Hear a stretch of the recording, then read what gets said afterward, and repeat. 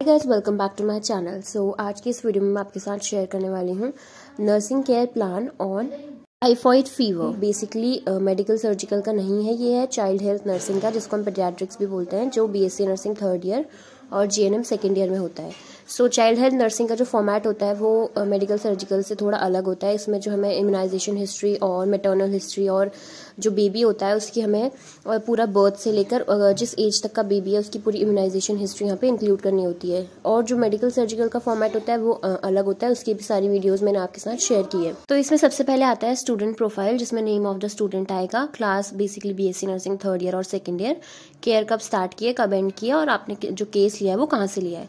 Next इसके बाद आता है पेशेंट प्रोफाइल, जिसमें सबसे पहले आएगा identification data. Identification data as you all know, identification data में हमें जितने भी उसके मेन पॉइंट्स होते हैं like hospital number, patient name, age, father's name, marital status, उसका एड्रेस, रिलीजन, ये सारी चीज़ें इंक्लूड करनी होती है, जिसमें हमें उसका डायग्नोसिस भी लिखना होता है। सर्जरी, अगर आप आपका जो नर्सिंग केयर प्लान है वो सर्जिकल है तो आपको जो सर्जरी हुई है उसकी जो डेट है वहाँ पे वो भी मेंशन करनी होती है, और सर्जरी कौन सी सर्जरी परफॉर्म करी है वो भी यहाँ पे मेंशन करना होता है। ये सारा आता है आइडेंटिफिकेशन डेटा के अंदर। आइडेंटिफिकेशन डेटा के बाद आता है चीफ कंप्लेंट, जिसमें हमको इसको क्रोनोलॉजिकल ऑर्डर में लिखना होता है। लाइक जब से सबसे पहले जो चीज पेशेंट को हुई है वो हमें सबसे पहले यहाँ पे मेंशन करनी होती है। लाइक हमारी एनसीपी है वो टाइफॉइड फीवर पे है, सबसे पहले पेशेंट को टाइफॉइड फीवर में सबसे पहले फीवर हुआ था जो कि 7 डेज पहले हुआ था, तो सबसे पहले हम फीवर मेंशन करेंगे।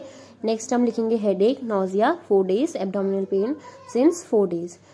चीफ कंप्लेंट के बाद हमारा आएगा हिस्ट्री ऑफ प्रेजेंट इलनेस, जिसमें हमको जो चीफ कंप्लेंट होती है उसको हमें इलेबोरेट करना होता है। Like according to patient mother, यहाँ पे हम पेशेंट मदर इसलिए लिख रहे हैं क्योंकि जो हमारा पेशेंट है वो अभी छोटा है, वो हमें हिस्ट्री नहीं दे सकता है। तो चाइल्ड हेल्थ नर्सिंग में हम लोग पेशेंट से या अटेंडेंट से जो भी उनको लेके आता है हॉस्पिटल में, पेशेंट को जो लेके आ रहा है उससे हम यहाँ पे हिस्ट्री कलेक्ट करते हैं। तो यहाँ पे हमें जितनी भी हमारी चीफ कंप्लेंट है उसको इलेबोरेट करना है। चीफ कंप्लेंट के बाद यहाँ पे आएगा पास्ट हिस्ट्री की, जो पेशेंट है हमारा उसकी कोई पास्ट हिस्ट्री है, like history of TB, tuberculosis, pneumonia, diabetes mellitus और any neonatal jaundice at the time of birth. तो यहाँ पे पास्ट हिस्ट्री में हमें ये सब लिखना होता है। उसके बाद आता है हमारा बर्थ हिस्ट्री। बर्थ हिस्ट्री में हमको एंटीनेटल हिस्ट्री लिखनी होती है, पूरी जो हॉस्पिटल विजिट्स होते हैं उसके मदर के वो लिखने होते हैं। न्यूट्रिशनल इनटेक लिखना होता है मदर का ड्यूरिंग एंटीनेटल पीरियड, कैसा था, गुड था, एवरेज था या बिलो एवरेज था, वो सारा यहाँ पे लिखना होता है। और अगर कुछ नहीं है तो लास्ट में आपको यहाँ पे मेंशन करना है there is no history of illness during pregnancy like hypertension, diabetes mellitus और एनी इन्फेक्शन।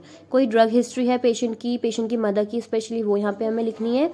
और अगर कोई इन्फेक्शन पेशेंट को हुआ है, पेशेंट की मदर को हुआ है ड्यूरिंग डिलीवरी, सारी चीजें यहाँ पे हमें मेंशन करनी होती है। उसके बाद आपको लिखना है कि एक्सरे हुआ है, जो पेशेंट की मदर है उसका एक्सरे हुआ है, कितना एक्सपोजर हुआ है, 1st, 2nd और 3rd ट्राइमेस्टर में कितना भी एक्सपोजर हुआ है वो यहाँ पे आपको लिखना है। टीटी की डोज लिखनी है, टीटी डोज कितनी मदर को ली है वो लिखनी है। एंड पोस्ट ऑब्स्टेट्रिकल हिस्ट्री यहाँ पे हमको मेंशन करनी है, जो पेशेंट की मदर होगी उसकी, कि अगर कोई प्रेगनेंसी के टाइम पे कोई स्टिल बर्थ हुई है, इससे पहले भी जो पेशेंट है उसका कोई सिबलिंग में स्टिल बर्थ हुई है, या कोई भी ऐसी जो प्रॉब्लम जो मदर बता रही है आपको यहाँ पे पूरी मेंशन करनी होती है। उसके बाद आता है नेटल हिस्ट्री। नेटल हिस्ट्री में हम बेसिकली प्लेस ऑफ डिलीवरी लिखेंगे कि कहाँ पे जो बेबी है वो बॉर्न हुआ है। उसके बाद कंडक्ट किसने कराई थी, स्टेरिलाइजेशन टेक्निक वहाँ पे यूज़ हुई थी या नहीं, जेस्टेशन टाइम कितना था, 37 वीक्स था, 32, 36, जितने भी वीक्स में बेबी हुआ है वो यहाँ पे मेंशन करना होता है। लेबर टाइम जो मदर को हुआ था वो कितनी ड्यूरेशन का था। Presentation and type of delivery, like C section हुआ है या नॉर्मल वेजाइनल डिलीवरी हुई है, वो यहाँ पे आपको मेंशन करना है। बाद कॉम्प्लिकेशन आपको यहाँ पे लिखनी है अलॉन्ग विद सेडेटिव्स जो भी यूज हुआ है, एनाल्जेसिक जो भी यूज हुआ है, और अगर डिलीवरी के टाइम पे कोई भी कॉम्प्लिकेशन आई है लाइक ब्लीडिंग कॉम्प्लिकेशन तो वो यहाँ पे आपको मेंशन करनी है। नेटल हिस्ट्री के बाद आता है पोस्ट नेटल हिस्ट्री, जिसमें बेबी जो फर्स्ट क्राई है वो कब हुई है, इमीडिएट थी या नहीं थी, आफ्टर 1 मिनट 2 मिनट जो भी थी वहाँ पे वो मेंशन करना है। बेसिक जो प्रॉब्लम्स थी like problem related to CPR थी, या फिर रेस्पिरेटरी डिस्ट्रेस यहाँ पे पेशेंट को हो गया था, या फिर सकिंग प्रॉब्लम कुछ आई थी, या फिर फीटल डिस्ट्रेस देखने को मिल गया था, वो यहाँ पे आपको मेंशन करना है।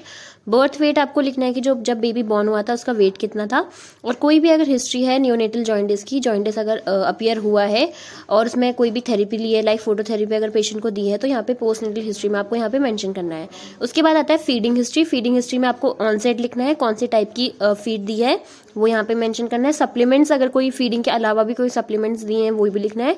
और वीनिंग कब इंट्रोड्यूस कराई थी बेबी में वो लिखना है, और किस टाइप की वीनिंग हुई थी, लाइक लिक्विड डाइट से स्टार्ट किया था, सेमी सॉलिड डाइट से स्टार्ट किया था, वो यहाँ पे आपको मेंशन करना है। फीडिंग हिस्ट्री के बाद यहाँ पे आता है इम्यूनाइजेशन हिस्ट्री। अगर आप चाहें तो ऐसा भी मेंशन कर सकते हैं कि जो पेशेंट है उसकी सारी अभी तक की जितनी भी उसकी एज है, अकॉर्डिंग टू एज उसकी सारी इम्यूनाइजेशन जो है वो वैक्सीन जो है वो कंप्लीटेड है। Otherwise you have to make this type of table for infant, आपको अलग बनाना है।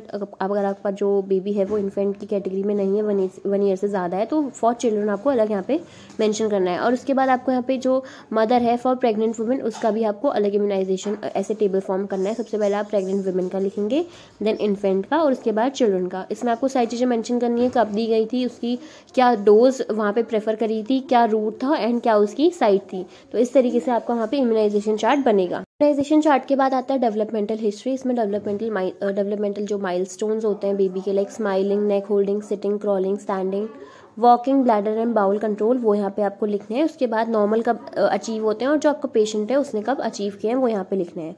उसके बाद आता है पर्सनल हिस्ट्री। पर्सनल हिस्ट्री में आपको चाइल्ड जो है, आपका बेबी जो है, जो पेशेंट है उसका जो उसको क्या करना पसंद है फ्री टाइम में और करेंटली वो कौन सी क्लास में है, वो यहाँ पे आपको मेंशन करना है। उसके बाद आता है ड्रग हिस्ट्री, लाइक पेशेंट इससे पहले कोई ड्रग यूज़ करता था या नहीं करता था, उसके बारे में मेंशन करना है। नेक्स्ट आता है फैमिली हिस्ट्री।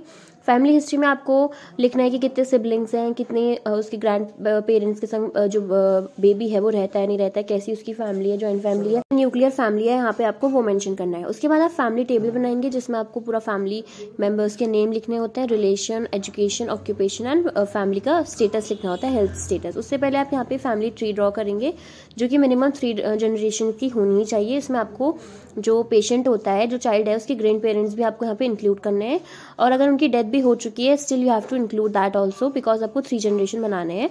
उसके बाद आपको फैमिली टेबल बनाने के बाद यहाँ पे आएगा आपको सोशो इकोनॉमिक हिस्ट्री। ये मोस्ट इंपॉर्टेंट होता है जिसमें आपको पेरेंट्स की एजुकेशन लिखनी होती है, जो पेशेंट का जो फादर है मदर है वो क्या जॉब करते हैं, क्या उनका ऑक्यूपेशन है, उनकी फैमिली इनकम कितनी है, उनका हाउस कैसा है, पक्का हाउस या कच्चा हाउस है, सैनिटेशन कैसा है, वो यहाँ पे आपको सारा मेंशन करना है। उसके बाद हमारा मेन जो स्टार्ट होता है वो होता है फिजिकल एग्जामिनेशन, जिसमें हम सारा कुछ बेबी का इंक्लूड करते हैं। फिजिकल एग्जामिनेशन में general appearance and body build आप लिखेंगे, नरिश है, वेल नरिश्ड है या नहीं वो लिखेंगे, कलर ऑफ द स्किन यहाँ पे लिखेंगे। उसके बाद एंट्रोपोमेट्रिक मेजरमेंट में आपको करना है, मेजरमेंट लिखनी है उसकी पेशेंट की वैल्यू, नॉर्मल वैल्यू, कुछ इस तरीके का आपका यहाँ पे चार्ट बनेगा। इस टेबल को बनाने के बाद यहाँ पे आता है वाइटल असेसमेंट, जिसमें आपको temperature, pulse, respiration and blood pressure लिखना है, जिसमें पेशेंट की वैल्यू आएगी एंड देन नॉर्मल वैल्यू आएगी पेशेंट की। उसके बाद आप जो भी अपना फिजिकल एग्जामिनेशन जो स्टार्ट कर रहे हैं वो सबसे पहले हेड से स्टार्ट होता है। तो जनरली हेड में आप इंक्लूड करेंगे shape and size of the skull, that the head and skull is nearly normocephalic and no deformities are present. अगर कोई डिफॉर्मिटीज है आपको वहाँ पे मेंशन करना है, लाइक हाइड्रोसेफेलिस है या कुछ भी ऐसा आपको लगता है तो यहाँ पे वो लिखना है। उसके बाद स्कैल्प लिखेंगे कि इफ डैंड्रफ इज प्रेजेंट और not, and then you have to write the color of the skin, how the skin is, like dusky skin, pale color or any other color which you are observing in your patient. उसके बाद आता है eyes, जिसमें eyebrows and eyelids, eye ball का colour लिखना है and conjunctiva का colour लिखना है। सो बेसिकली जो हमारा होता है इक्वल डिस्ट्रीब्यूशन है, सिमेट्री है या नहीं, वो सारा यहाँ पे आपको मेंशन करना है।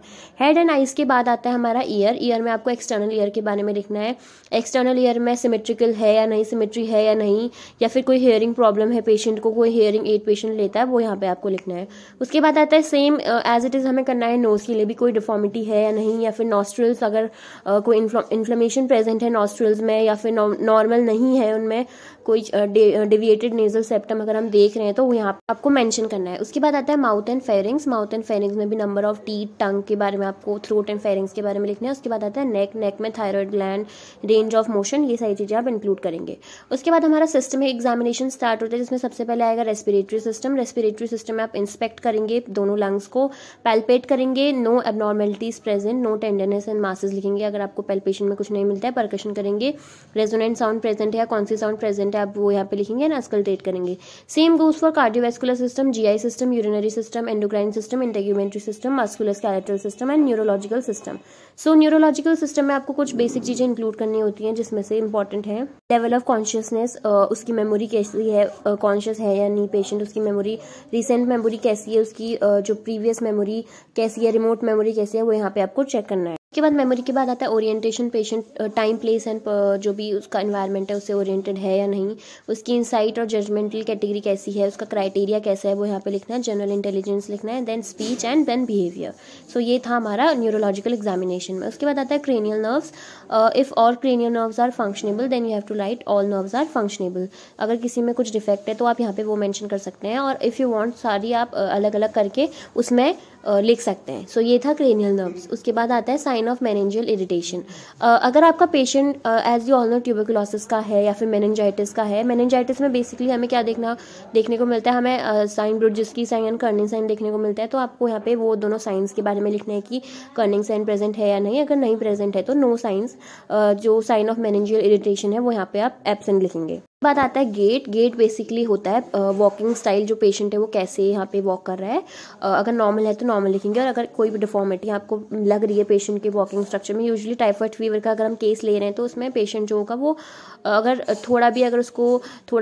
पेशेंट की एज के अकॉर्डिंग वो थोड़ा भी मैच्योर होगा तो वो अपनी बॉडी को कवर कर लेगा और उसका जो गेट होगा वो नॉर्मल देखने को मिलेगा। उसके बाद रिफ्लेक्सेस आते हैं, जो इंपॉर्टेंट रिफ्लेक्सेस होते हैं उसके बारे में आप लिखेंगे कि प्रेजेंट है या नहीं, और एट द बर्थ वो प्रेजेंट है या नहीं भी। उसके बाद आता है vital signs. Vital sign as you all know हम नर्सिंग केयर प्लान में हम जो 3 दिन का हमारा केयर प्लान होता है, हम 3 दिन का केयर प्लान बनाते हैं। सो वाइटल साइन भी आपको डे 1, डे 2 एंड डे 3 के अकॉर्डिंग लिखना है। Temperature, pulse, respiration and blood pressure, ये आपको तीनों दिन का मेंशन करना है अकॉर्डिंग टू दिस टेबल। उसमें नॉर्मल वैल्यू लिखेंगे, देन पेशेंट की वैल्यू एंड देन रिमार्क्स। तो इस तरीके से बनेगा आपका वाइटल साइन। उसके बाद आता है लैब इन्वेस्टिगेशन। लैब इन्वेस्टिगेशन में अकॉर्डिंग टू हॉस्पिटल क्राइटेरिया कौन कौन सी लैब इन्वेस्टिगेशन हुई है वो यहाँ पे आप लिखेंगे।